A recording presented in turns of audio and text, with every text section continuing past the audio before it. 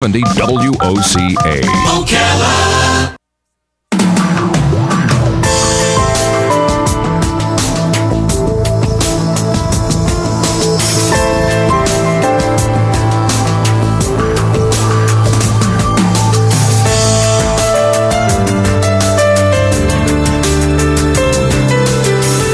All right, 25 minutes before 10 o'clock. Robin, I think I have a new goal.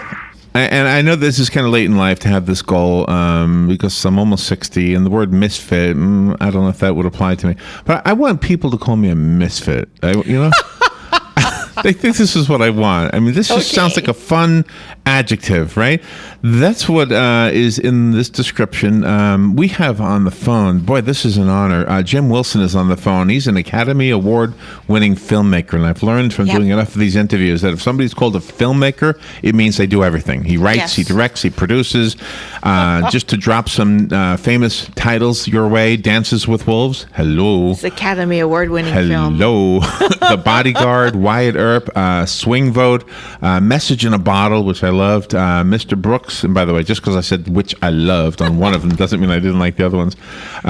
Anyway, there's a new movie out, and I first heard about this movie last Friday, I think it was, on the Horse Sense program that is done here on Fridays by the Equine Alliance, and Mark Shuffett mentioned this film called 50 to 1. And I was thinking when I heard him say it, it's got to be like a nice documentary about horses. It's not. It's an award. Well, I don't know if it's won any awards yet, but it probably will. It's been in the Villages. The old Millhouse Playhouse in the Villages has been showing it. Apparently, audiences there. It says in my notes, cheering crowds for weeks. Yeah, that's pretty awesome. It must have been there already a while. I guess I'm a latecomer to this one. Well, that's nothing new for me. And it's described this way. It's the inspiring true story of Kentucky Derby winner Mine That Bird and his misfit New Mexico cowboy trainer and owners. So I'll never be a cowboy, but I could be a misfit. Yeah. That misfit radio announcer. That's what I think I want to hear. There you go. Jim Wilson, good morning. Good morning, Larry the Misfit. I love being a misfit. I fall right in that category maybe a year or two before you, but I too love the Misfits. So where are you right now? Where are you calling from? I'm with you. I'm in Atlanta. I'm actually here in Georgia. Really? Yeah, there's a theater here tonight, the Buckhead, that we're open. Yeah, we're opening the film here in Georgia. So how did we get so lucky that we got it early in the Villages? Well, what we did was, I pretty much looked at all the demographics and where I thought this film would play well, and the Villages was an interesting spot. I liked their theater. I'd heard of people who'd released there before and sent a print to the Villages about, I think we're on our 6th week, believe it or not. We're opening, 5 or 6 weeks ago we opened there, and glad we have. They've really embraced it. Yeah. And you're familiar with the fact that this is horse country? Yeah, I've owned horses 25 years in Ocala, the center of the horse world. So, no, I have friends that live in Ocala. And, it's quite the spot. I know that, yeah. So when you're making a movie, do you know... While you're making, my gosh, like every once in a while you hear an interview with a songwriter or recording artist, and they'll go, I knew this was a hit the moment we started recording it. Does that happen in the movies too? Because the movie must take so much longer to... Yeah, it does take longer. There are certain films I've been on where you can feel the chemistry, whether it's the two actors or just the way the director's working the material, where you go, this really is coming. We used to screen the dailies. I love those moments. We don't do it often anymore, but if you sat down on The Bodyguard and night after night you're watching 45 minutes of takes with Kevin and Whitney and how the story's evolving and what we wanted to make, and night after night after 30 of those nights in a row, you get more than a hunch that, I think if we edit this thing properly and it gets a good release date, we'll be in good shape. And it's not that you can't be fooled, because we all tend to fall in love with a lot of our work, and so I've had films that haven't worked either, and you'll look at them and go, that's a pretty cool scene, but as a whole it didn't work, or the audience wasn't there for it when it was. But yeah, there are moments where you say, what, this is really as I'd imagined it, and I think it's going to work.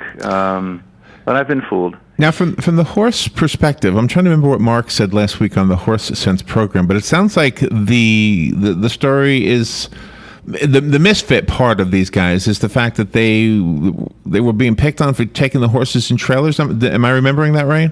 Well, yeah, the Misfits, I mean, if you start with them, really, racing has its centers. I mean, Florida, obviously, Kentucky, California, but you don't think of New Mexico. And so they're from Roswell, New Mexico, a little town in New Mexico, and these are guys who met in a bar fight. They're tequila-drinking, good old swinging cowboys, and black-hatted, drive their Harleys, really not characters I knew in my life very well growing up. And so when I went to meet with them in Roswell, and I spent a lot of time with them, they really were not about to fit in. They were real fish out of water when they went to Kentucky. I mean, when you hit the land of the blue blood, so to speak, and for them, trailering the horse was just one small thing, but because most people fly their Derby, potential horses into Kentucky. So just by the fact that they trailered, I think, 1,800 miles and had they had an accident, nearly killed the horse and everything else. So it was like, they didn't fit in. And when they arrived, I mean, even the Derby party they weren't let into. I mean, their own Derby party they eventually got into, but they didn't look like they quite belonged. Oh, wow.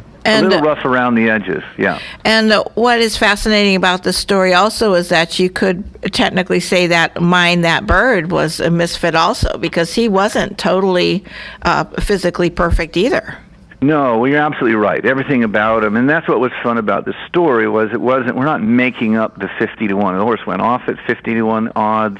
These cowboys were 100 to 1. I mean, they honestly, for them to make the drive and to fit in at all and actually come away with a trophy was long odds. And the horse is diminutive. The horse only weighed, I think, 900 pounds, which is just a small horse, and had a defective left front leg, and I mean, had some real issues. The horse was sold for $9,500, so anyone could have got in on this one early. Oh, wow! And did you have to do casting for a horse?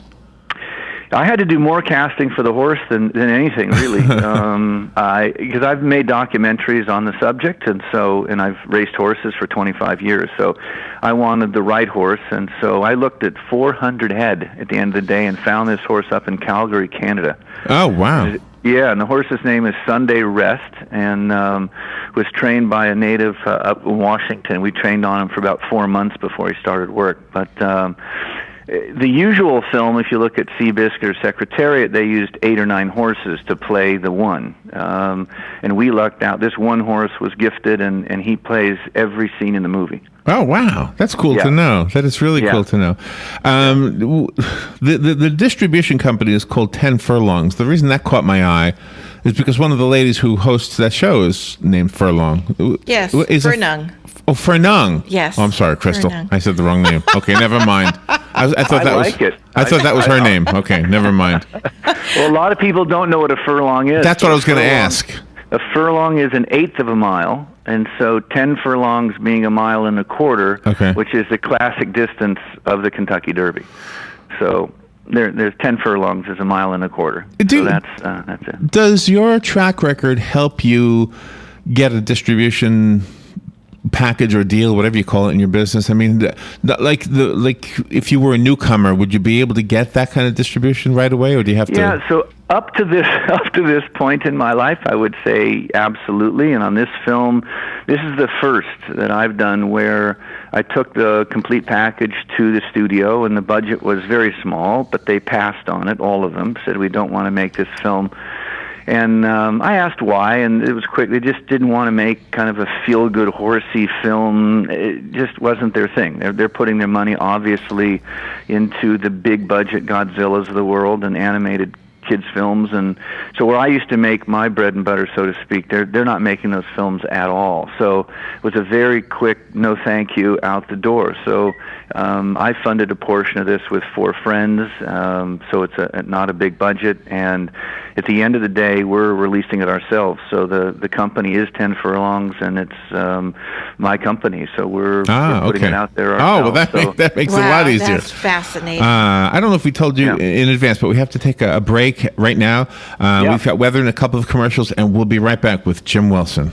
I'll be here. Bye-bye. The weather is brought to you by myfwc.com. Safe boating is no accident. Partly sunny today, a shower or thunderstorm around mainly this afternoon. High 87 to 92. Watch for rough surf and rip currents. Clear tonight, low 68 to 75.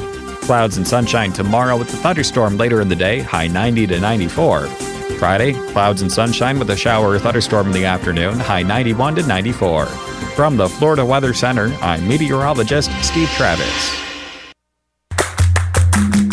Hello, gorgeous. Hi, this is Becky at Hello Gorgeous Salon.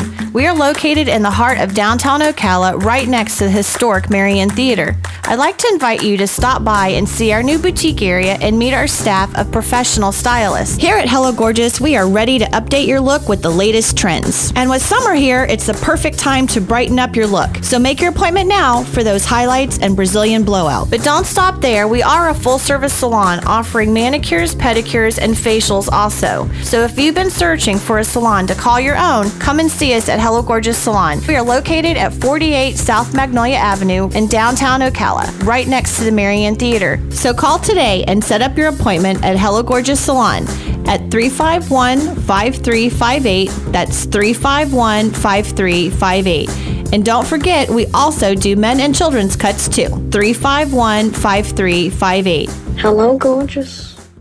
Who would you feed if you had 50 chicken sandwiches from Chick-fil-A? WOCA and Chick-fil-A in the Paddock Mall have teamed up to reward one organization with 50 chicken sandwiches as a way of saying thanks for the great work that organization is doing in our community. And we need your help. See, there are so many great people doing great things that we need nominations. You can nominate your own organization or any organization you choose. Simply send an email to WOCA@WOCA.com.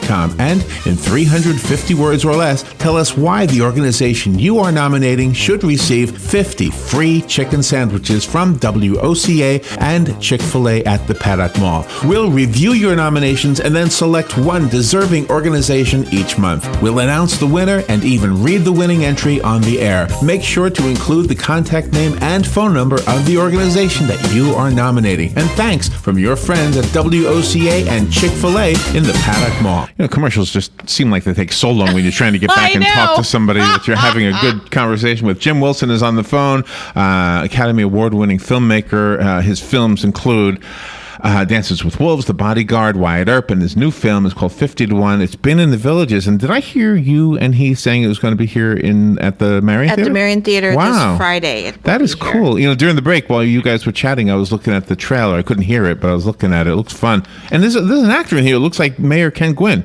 Yeah. I don't. William Devane, I think. Oh, is that who it is? Yeah. Good morning, Jim. Yeah, William Devane, yeah.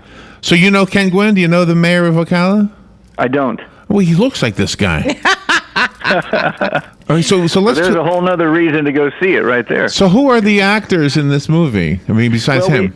We get William Devane. You have Skeet Ulrich, who you remember from either Scream or As Good as It Gets and all that stuff. So it's Skeet's had a number of TV shows, Jericho and a lot of stuff. Christian Kane, one of the leads on a TV series called Leverage. And part of the reason, really, these guys are in the film, other than they audition beautifully and deserve the roles, is I really, when you do a true story, for me, too often you'll cast that Hollywood lead, and it's very hard for me to sometimes put them or believe that they're playing that part. It's really hard to drop that sometimes. I just see, if it's George Clooney or Matt Damon or what the big names, I just see Matt, and they're great actors, but it's very hard for me to lose myself in that story and believe they're the trainer Chip Woolley or the owner. I got you, yeah. Allen. So these guys really fit the bill, and they're real cowboys. These guys grew up in Texas and Virginia and know their way around a horse, as does Bill Devane. Bill's played polo for 25 years, and he's a real horseman. So it was nice having three actors on the set who knew their way around a horse. Wow. When you're filming in the desert, and one of the scenes in the trailer made me think of this question, and I'm guessing this happens to a lot of filmmakers. So you have a road shot, a shot of the RV and the other vehicle going down the road. Okay. But the camera crew is like deep in the desert, it looks like. I mean, aren't you worried about rattlesnakes? Well, I'm not one to ask because I live on a little ranch outside of L.A. and I have a lot of rattlesnakes. Oh, so it's no big deal. So I'm like, just move away. They have a rattle for a reason. They kind of let you know. So, occasionally you're in harm's way. And, that given day, that was a funny scene because we have a scene where these two cars are supposed to, come within an inch of colliding. And it happened that the transportation department didn't do a very good job because one of the vehicles' top speed was 12 miles an hour. And so and I'm trying to do a head-on, and I could outrun the darn vehicle. So those are the things I'm worried about as a filmmaker. The rattlesnakes, I didn't worry about. So. Does your writing ever not become a film? Does it instead become a novel? My writing? Yeah. I've never written a novel, so and I don't write a great bit because I really don't know that much. So it just happens that 25 years of being around horse racing and whatnot, I felt comfortable writing this piece. I'm not going to write or capable of writing. Oh, okay, okay. So your filmmaking skills kind of got you into the spotlight, but your heart has always been in horses. Well, no, I've always enjoyed both, and I did start making films actually before I got into the ponies. So, filmmaking's still my number one passion. But I do enjoy racing the horses and the competitive nature of it all, and I love to ride. I've got two daughters who ride, so it's for me it's. So why isn't the horse listed as a star? What's the horse's name again? Yeah, Sunday Rest. Sunday Rest. Is he listed as a star? Oh, he's a star. Oh, yeah. He has his own. He has his own biography on our website, and he's already got, I think, 3 movies. He's in his 3rd film. I mean, Quentin Tarantino called to have him. Is that right? Isn't that funny? Wow. Yeah. So here's a star. Yeah, I think he's going further than the rest of them. I think Devane played the president on 24, but this guy's gone on to, he's going to be one of the biggest equestrian stars there is, for sure. Because he's a very bright little pony. You have a lot of camaraderie between the actual real people and the actors that portray them. One of the things that we were prepared with, you had said that Chip Woolley even gave Skeet the shirt that he wore at the Derby to wear in the movie. Yeah, what was a lot of fun is I think one of the best evenings I had was a week before we started shooting. I invited 7 actors in from town we were now rehearsing, but I then got the 7 counterparts, the real folks, together. So we had 14 people, and I had dinner where one could sit opposite who was you were playing. So I had dinner and drinks, and all evening we swapped stories, and they told them what really went on, and from there became real friendship. So that Chip Woolley, the trainer, and Skeet, who played him, spent a lot of time together, as did the others in the film. So it was wonderful. And he would take him to the track. He took him to Albuquerque Downs. And so these guys really got to know the real folks. And they're still friends. I mean, they see each other. It's wow. funny. Well, this sounds doesn't happen often that way, but they do. My notes say, and thank you, Robin, for providing this to me, that this Friday there's a block party featuring the film 50 to 1 here in Ocala at the Marion Theater.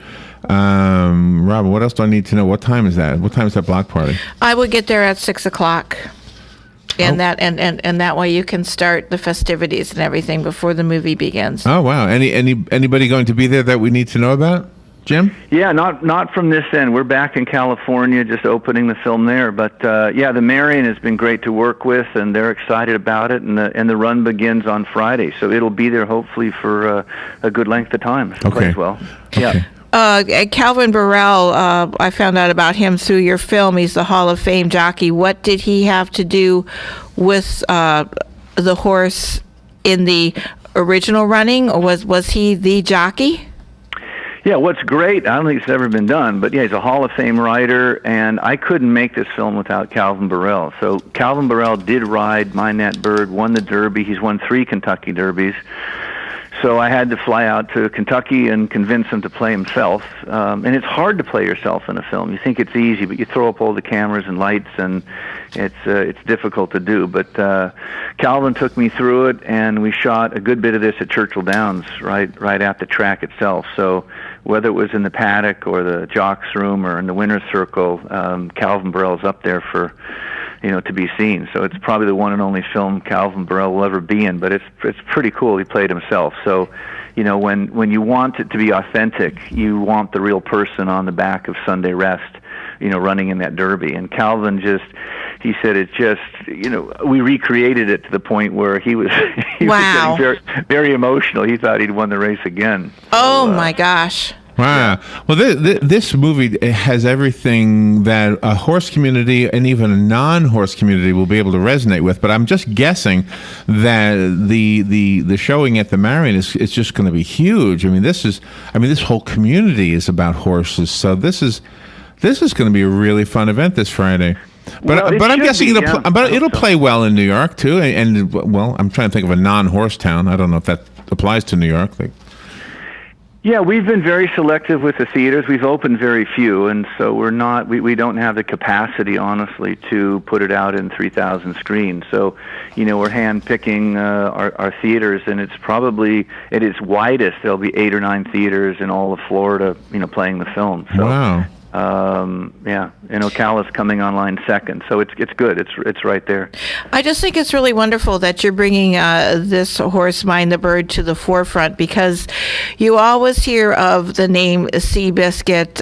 You always Right. hear names like that, but you don't hear the other horses that really contribute to the sport and to the people's love of equinism in general. Well, I'm glad you bring it up, because there's another reason he's 50-1. These owners are not well-known owners. They're not the wealthy who can propagate and I'm just saying and push their own agendas and stuff. And so it's really nice, I think, to be able to have a Mind That Bird movie. It's no one else would have done it, so it's fun to get out there. Well, very cool. And did the horse come to know you? I mean, was he like your bud there? Well, I spend a lot of time with them, so he's. I'll tell you though, they love food. You just can't get away with that. So I can tell you, as much as I'd love to say every time I came up to him, he came up to me too. But I had a peppermint in my pocket, and he loves peppermint. So I was loaded. I'd have a dozen peppermint. So I always thought he loved me. But He loves your peppermints. I think if you two walked up with peppermints in your pockets too, he would be very familiar with you. Oh, I had that experience with Dalmatians in the studio. I thought they loved me. Yeah, It's true. And then I realized it was my tuna fish sandwich that they loved. Yeah. No, that's how it is. Wow. So there were a few different ways to kind of wrap this up. I guess we need to mention that this Friday at the Marion Theater, there's a block party featuring this film called 50-1, getting rave reviews in the theaters it's been in, and one down in the Villages, getting standing ovations and cheering crowds. The Florida Horse Sense on Fridays. Mark Sheffett was mentioning this last Friday. I think they're part of it. The National Thoroughbred Racing Association. They're part of it. The FTBA. Yeah, the NTRA called, and they've been very supportive. They saw the film early on. I showed them an early cut of the film, and they've been very supportive of it. And I said, great, we'll take whatever help you can give us, because we're a small organization getting this out. So it is word of mouth. I mean, that's the only way. We're not taking out advertising, so it's all word of mouth. And the Florida Horse Park, I hope you're familiar with that. Yep. They are actually who sent out this news release. Yeah, no, they've been great. Everybody down there in Ocala has been good. So it's word gets around, hopefully. So when will we have? Oh, well, hold on again. Sunday Rest. Is he coming to visit us anytime soon? Yes. No, Sunday Rest is now. He's on set in another movie. Oh, that's right. That's Quentin right. Tarantino. He's a movie star now. He's a movie star. Yeah. Wow. And Mind That Bird lives. The real guy lives down in Roswell, New Mexico. But he, of all things, is up today in Colorado at a benefit for the Wounded Warriors and the Army and Navy, and they've got a big ceremony going on up there. So the nice thing is, even Mind That Bird is still out with the guys cool. in his trailer making the rounds around the country. So The little clip I saw of the horse itself in the trailer. I mean, I was endeared to the horse right away. Yeah. The guys look fun too, but yeah, no, the guys are fun. No, and that's the thing. We actually do before we open the movie. We have a little preview and ask about 300 people who haven't obviously seen the film, but who their favorite actor was, and I think 98% said the horse. So Jim, we've got to run. Thank you so much for taking some time out of your day to be with us. Good luck with this, and listeners, go see this film, 50-1. Hey, appreciate the time, Larry. You guys take care. Have a good week, huh? Thank you. You too. All right, we'll take a little break, and we'll be right back. This is The Source, WOCA Ocala. 96.3 Source.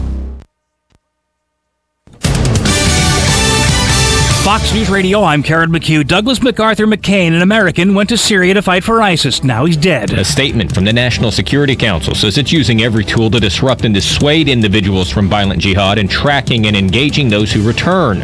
Another American is also confirmed to be in Syria, a 26-year-old woman kidnapped while doing humanitarian work. Fox Radio's Jaron Halpern. Meanwhile, Peter Theo Curtis, an American held captive by Syrian extremists, has been freed and is back home. Curtis was